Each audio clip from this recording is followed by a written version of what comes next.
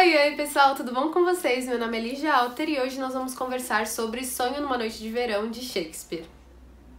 Gente, para vocês que me acompanham lá no Instagram, @literalter com H depois do LI, vocês sabem que eu tô na maior correria porque sábado, depois de amanhã, eu vou viajar. Eu vou finalmente ir pra minha faculdade, que eu vou fazer fora, na Escócia, no Reino Unido. E as coisas estiveram uma loucura essa semana. Eu descobri que eu tinha que fazer uma placa de dente, porque meus dentes estavam se movendo, e se eu ficasse um ano fora sem consertar meus dentes, ia acabar com tudo, enfim, um monte de drama. E aí, só que eu tinha também prometido pra vocês que eu ia postar esse vídeo sobre a segunda peça desse volume das comédias de Shakespeare, que é Sonho numa Noite de Verão. Semana passada eu postei a resenha de A Megera Domada, então eu vou deixar aqui nos cards, na verdade acho que fica desse lado, vai aparecer uma faixazinha aqui, e aí vocês clicam e vocês podem assistir a resenha, tá? Mas pode assistir esse vídeo antes e depois assistir a resenha, enfim. E é legal que quando a gente começa a gravar, começa uma obra aqui do lado. Então eu vou fechar aqui a porta, só que não vou fechar tudo, gente, porque vocês estão vendo, eu não costumo usar muitas roupas assim, né, mais abertas. Só que em São Paulo, eu não sei se em outros estados está assim, mas em São Paulo está um calor infernal, certo? Mas enfim, né, a gente curte, a gente aproveita, porque lá em Glasgow não fará esse calor, eu acho, tão cedo. De qualquer forma, vamos lá para a resenha de Sonho numa Noite de Verão. Essa é uma das minhas peças favoritas de Shakespeare. Eu não li tudo que ele escreveu até agora, nem de longe, e eu li até que vai pouca coisa. Só que essa é uma das peças que eu li que eu me apaixonei, assim, à primeira vista. Eu acho ela muito, muito engraçada, muito divertida, e ela traz elementos sobre, tipo, o mundo mágico, uma floresta encantada, com duendes, com fadas, e eu amo essas coisas. Tanto que eu estou cogitando muito tentar, né, visitar a cidade onde Shakespeare nasceu, lá no Reino Unido, que se chama, deixa eu conferir aqui que eu tenho as minhas colinhas aqui do lado, Stetton-upon-Avon. Eu não sei nem se eu tô pronunciando certo, mas eu vou deixar umas imagens dessa cidade aqui. Gente, eu estou louca pra conhecer. E também a Floresta Encantada, da qual Shakespeare fala aqui nessa peça, algumas pessoas dizem que ela pode ter sido inspirada, né, numa floresta que se chama Floresta de Arden. Eu ainda não achei direito a localização dessa floresta, mas se eu tiver chance eu quero conhecer, assim, loucamente. De qualquer forma, então, vamos conversar um pouquinho sobre essa peça. Nós também teremos a introdução da Bárbara Heliodora aqui. Ela, na verdade, traduziu, né, todas as peças aqui. E a gente vai ler alguns comentários básicos dessa peça, que é uma peça que foi escrita em torno de 1595, 1596. Como eu já disse, não dá pra gente ter certeza de tudo, de todas as datas, de todas as informações em relação a Shakespeare. E essa peça, na verdade, ela foi solicitada, né, para o Shakespeare fazer, foi encomendada para acontecer, para a sua apresentação ser um casamento. E existem especulações sobre a qual casamento a gente está se referindo aqui, né? Essa peça foi apresentada, enfim. Tem duas opções que a Bárbara Heliodora ela conta pra gente nessa introdução. E o primeiro vou pegar os nomes aqui porque eu não lembro. O primeiro é da Elizabeth Vere, acho que é isso, com William, o conde de Derby. E o segundo é da Elizabeth Cary com Thomas, filho de Henry, Lord Berkeley. Enfim.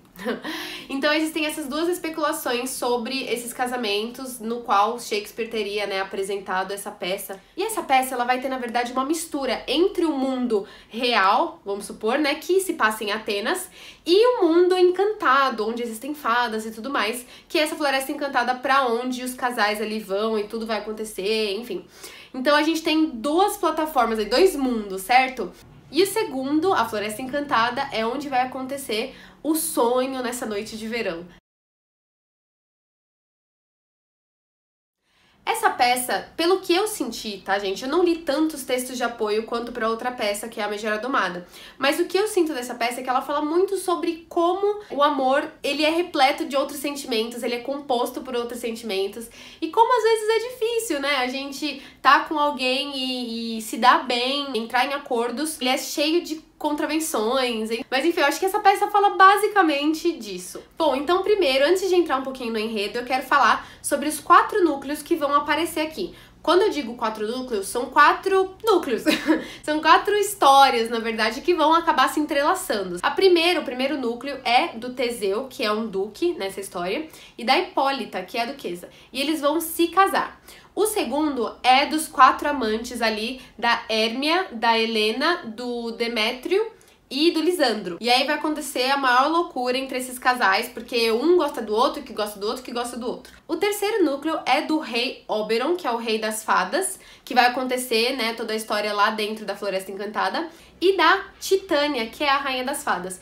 E eles mesmos têm, né, algumas desavenças aí como casal, certo? Então é legal que o Shakespeare consegue trazer essa característica do amor até para as fadas, que supostamente são seres transcendentais, são seres diferentes, enfim, mais evoluídos talvez. Pessoal, eu vim falar aqui, eu gravei isso depois do vídeo que eu gravei hoje mais cedo, porque o quarto núcleo, eu esqueci de falar, eu confundi, mas o quarto núcleo é o núcleo dos atores dessa companhia de teatro, que eles vão apresentar uma peça no casamento de Teseu e Hipólita. Então, esse é o quarto núcleo. Vamos lá. Essa peça se inicia em Atenas com Teseu e Hipólita, e eles vão se casar e tudo mais, só que aí Egeu chega com Hérmia, Lisandro e Demétrio.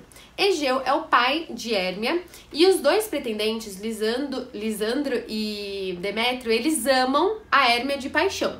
Só que o Demétrio, ele tem o apoio do pai. O pai quer que a Hérmia case com ele. Só que a Hérmia ama mesmo, de verdade, o Lisandro. E aí o Egeu, ele vai conversar com o Teseu, que é o duque lá, e ele vai falar assim, olha, eu quero que você dê assim, né, bata o martelo nessa situação, porque eu gostaria que a minha filha, que é minha propriedade, ele fala desse jeito, se casasse com Demétrio, que é a pessoa, assim, que me fez muitos favores e tudo mais. Eu gosto muito dele, então eu quero que ela case com ele. E eu tenho o poder de decidir isso.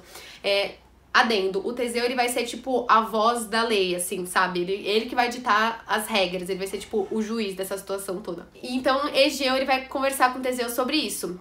E aí o Teseu entende a situação e ele fala, olha, Hérmia, seu pai, que é, tipo, seu dono, ele tem direito de fazer isso, de decidir isso por você. Então eu vou te dar um tempo pra ela voltar, né, raciocinar direitinho e aceitar o pedido que o pai dela fez pra ela, né? Na verdade, a ordem que o pai dela tá dando pra ela. E ele fala assim, beleza, é isso, você tem esse tempo, e se a gente chegar aqui no dia do casamento e você resolver que não quer seguir os desejos do seu pai, então você vai encarar essa sua escolha com a morte. Depois dessa conversa, a Hérmia e o Lisandro decidem que eles vão fugir, porque eles querem ficar juntos a qualquer custo. E o Lisandro lembra de uma colega dele, amiga da família, enfim, que tem uma casa longe dali pra onde eles poderiam ir e ficar lá, né, até toda essa poeira baixar. Só que, pra chegar lá, eles teriam que passar por essa Floresta Encantada, certo? E aí eles decidem que eles vão fugir no dia seguinte, ponto final. A Helena, que é essa pessoa que ama o Demétrio, e que não é correspondida, obviamente, porque o Demétrio gosta da Hérmia, ela ouve isso, ela tem meio que uma inveja, assim, né, da Hérmia, porque a Hérmia é toda linda e tudo mais, e ela se considera feia, a Helena se considera feia, não merecedora do amor dos homens, enfim. Então existe também essa questão do duplo, né, dos contrastes, na verdade, entre essas duas personagens. Igual acontecia mais ou menos na peça da Megera Domada, mais ou menos não, completamente. De qualquer forma, ela ouve essa conversa e ela quer estragar o plano da Hérmia com Lisandro. Então ela vai contar pro Demétrio que eles pretendem fugir. E aí o Demétrio decide que vai atrás dos dois, que ele vai conquistar a Hérmia de qualquer jeito. Bom, de qualquer forma, no dia seguinte, eles quatro, na verdade, vão pra essa Floresta Encantada. Primeiro a Hérmia e o Lisandro, e depois são seguidos pelo Demétrio e pela Helena. Detalhe, a Helena, ela é loucamente apaixonada por Demétrio e ele, assim, despreza ela demais. Então, assim, é bem exagerado essa questão do amor aqui, sabe? Um amor bem enlouquecido. Mas nesse início de peça, no primeiro ato, a gente vai conhecer também a companhia de teatros, que, na verdade, eu gosto muito deles, eles são muito engraçados, esses personagens, e eles foram convocados pra performar, pra apresentar uma peça no casamento de Teseu e Hipólita. E eles vão apresentar uma peça que é meio tragédia, assim, sobre a história de Píramo e Tisbe. Pra quem não conhece essa história de Píramo e Tisbe, assim como eu não conhecia muito também, ela foi uma história criada, né, contada por Ovídio na sua obra Metamorfose, e serviu de inspiração para Shakespeare para escrever Romeu e Julieta. Então é uma história, assim, triste, sabe? É uma tragédia, onde eles dois são apaixonados, Píramo e Tisbe, e aí acho que eles vão fugir, alguma coisa do tipo, e eles marcam de se encontrar numa floresta, só que a Tisbe chega antes, ela vê um leão, e ela fica com medo, ela sai correndo, ela dá um tropeço lá, enfim. Só que daí ela consegue fugir e se esconder do leão. Só que ela deixa cair um lenço dela ensanguentado. Eu acho que porque ela caiu, se machucou, alguma coisa do tipo. E aí, logo depois, o Píramo chega e vê o lenço da amada ensanguentado. E ele vê o leão ali, então ele acredita que o leão matou a amada dele. Então ele mata o leão e depois se mata. Não sei se ele mata o leão, na verdade. Só sei que ele se mata e depois a Tisbe vai ver o amante dela morto e ela vai se matar também. Então, assim, é uma história bem trágica. Bom, Romeu e Julieta, né, galerinha? E, assim, é curioso que essa companhia de teatro vai apresentar essa peça em um casamento. E é muito legal enxergar também... A Maju entrou aqui agora. Que, assim como na Megera Domada, e eu acho que isso é uma coisa bem constante nas peças de Shakespeare, as que eu li até agora, é que existe, então, uma peça dentro de uma peça. A Majuzinha! Majuzinha! Gente, eu vou ficar longe desse bichinho 10 vezes. Como que eu vou conseguir? De qualquer forma, eles decidem que no dia seguinte eles também vão ensaiar nessa floresta, porque se eles ensaiarem na cidade, todo mundo vai ver, vai estragar a surpresa da peça. Então eles querem ensaiar num lugar reservado onde eles podem, né, realmente entrar nos personagens ali. E eles também vão para essa floresta na qual Lisandro, Hermia, Helena e Demétrio entraram. Nos próximos atos a gente vai conhecer o Oberon, que é o rei das fadas, e a Tisbe, que é a rainha das fadas, e eles têm ali um problema, uma situação entre eles, que está atrapalhando, assim, o casamento, né? A Tisbe, ela tem no séquito dela um menino, tipo um pajem, assim, que ela, não sei se ela adotou, enfim, nem lembro mais agora. Mas o Oberon, ele gosta desse menino, ele é jovem e tudo mais, ele acha o menino bacana. E ele quer que o menino faça parte do séquito dele, ele quer que seja um pajem para ele. Só que a Tisbe, ela não quer entregar esse menino pra ele, então eles estão num pé de guerra por conta disso. Então Oberon decide pedir pro servo dele, que é o Puck. Ele é tipo uma espécie de saci, sabe? É bem folclórico, assim. E ele decide pedir pra ele uma flor que foi atingida pela flecha do Cupido, da qual o suco, se derramado nos olhos de uma pessoa, essa pessoa vai se apaixonar pela primeira coisa, pelo primeiro ser vivo que ela vir na frente dela quando ela acordar.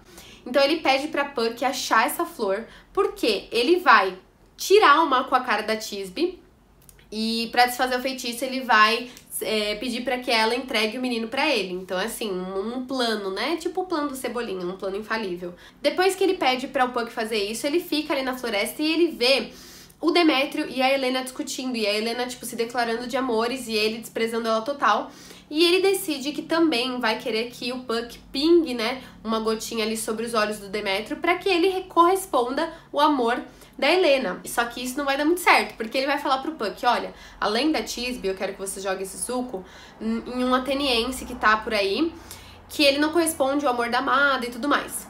Aí, beleza, ele vai atrás desse ateniense. Só que quem ele encontra é o Lisandro e a Hermia dormindo ali, porque eles resolveram dar uma parada pra descansar, pra depois seguir viagem. E eles estão dormindo meio longe e tal, e o Puck acha que é ele, porque ele fala, nossa, nem os amantes estão dormindo tão longe um do outro e tudo mais. Pingou ali nos olhos do Lisandro a poçãozinha do amor. Só que quem ele vê pela primeira vez, quando ele acorda, é a Helena. E ele começa a se declarar de amores pra ela. E ela começa a achar estranho, porque ela fala, vocês estão tirando com a minha cara e não sei mais o que. Você acha que é legal isso? Eu ser desprezada por todo mundo e você ainda agora fingir que me ama, sendo que você se declarou já pra Hermia. Enfim, de qualquer forma, ele vai e fica insistindo que ele ama a Helena, que ele despreza a Hermia. Enquanto isso, também, a turma lá do teatro, eles estão ensaiando para a peça. E eles vão para a floresta, como eu disse anteriormente. E eles vão ficar num lugar perto de onde a Tisbe estava tirando uma sonequinha ali das fadas. E aí eles começam a encenar a peça e tal, e o Puck tá assistindo, e ele quer pregar uma peça na Tisbe. né? Porque o Oberon tinha pedido pra ele, ó, faça ela se apaixonar, né, por qualquer ser vivo estranho, um leão, uma mula, alguma coisa assim. E aí ele pensou que ele poderia usar um daqueles atores. E aí é o seguinte, um pouco antes do Bobina entrar em cena, ele chama o Bobina, coloca ali um nariz de uma cabeça de burro, alguma coisa do tipo. E aí o Bobina não percebe porque ele tem que entrar logo em cena. E ele entra e todo mundo se assusta com a cabeça dele, sai correndo e ele fala, meu, o que tá acontecendo? E aí o Puck, o que ele faz? Quanto mais os caras ficam assustados com a cabeça de burro do Bobina, mais eles gritam e isso faz com que Thisbe acorde com o suco da flor nos olhos e enxergue, a primeira coisa que ela enxerga é o Bobina com aquela cabeça de burro. E ela se apaixona loucamente por ele e ele fala... Dona, você não tá entendendo, né? Eu sou um pouco abaixo do seu patamar, sabe? Então aí se estabelece também outro duplo, outro contraste de uma mulher bonita, uma rainha das fadas, top, e aquele cara que é um ator, sabe? Todo paspalho com uma cabeça de burro na cabeça. Então a gente também vê esse contraste que, gente, convenhamos, pra época é cômico, até pra agora é meio... engraçadinho. De qualquer forma, daqui a pouco o Oberon chega e ele pergunta, né, pro Puck se ele fez o que ele pediu. E ele fala, sim, eu fiz e tá aí, ó, chegando o casal que você mandou enfeitiçar. Só que quem tava chegando era o Lisandro e a Helena. E ele falou, não, você fez tudo errado, não era esse o ateniense que você precisava enfeitiçar. Ele vai pedir pro Puck dar um jeito nisso. E aí eu vou deixar pra vocês terminarem de ler essa história pra ver o que vai acontecer com os casais, como que o Puck vai consertar isso, como que vai ser a peça que esses paspalhões vão apresentar no casamento de Teseu e Hipólita, como que será o fim ali da história de Lisandro com Hérmia. Será que eles vão conseguir ficar juntos? Pra você que ainda não leu essa peça, que já tem sei lá quantos mil anos, que é uma peça super antiga, mas se você não leu ainda e você não sabe o que vai acontecer... Então eu vou deixar um suspense pra você, tá bom? Eu espero, gente, que eu tenha deixado vocês com vontade de ler essa peça. Essa peça é realmente, assim, uma das minhas favoritas. Ela é hilária. Ela tem esses elementos, como eu já disse, meio folclóricos e tudo mais.